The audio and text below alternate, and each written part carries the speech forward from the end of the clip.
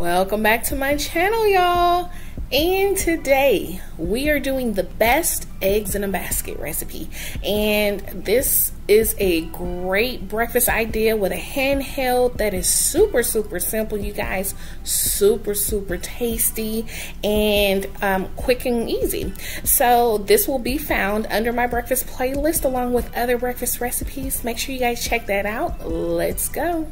So I have some eggs and as well as some egg whites left over from another recipe, some ham and mushrooms, onion, some sharp cheddar, and then salt and pepper.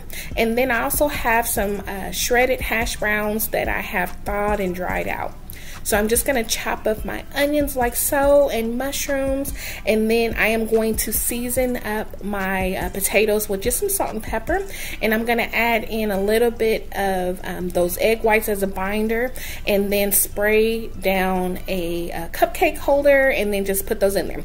So super cute idea, and I'm just going to press them off to the sides and leave a little hollow middle because we're going to fill those. So into the oven at 400 degrees. And while those are cooking, I'm going to saute up my fillings. So while I do that, go ahead and use this opportunity. I'm not doing anything special. Go ahead and click that subscribe button if you have not already. And thank you so much to those who already have. And here we go. We're going to just mix some cheese in there, and that's going to act as a binder. And we're going to fill the cup up, but don't fill it up too much because we do have to put an egg on top. So I got a little, excited and overfilled some of them. You'll see, don't worry. But out of the oven, partially where the cheese is somewhat melted, we're gonna start adding the eggs in and finish them off for like 10 minutes, and then here you go. So you have that golden hash brown cup, and then you have those fillings in the middle with the egg on top, and y'all look at this, y'all, come on.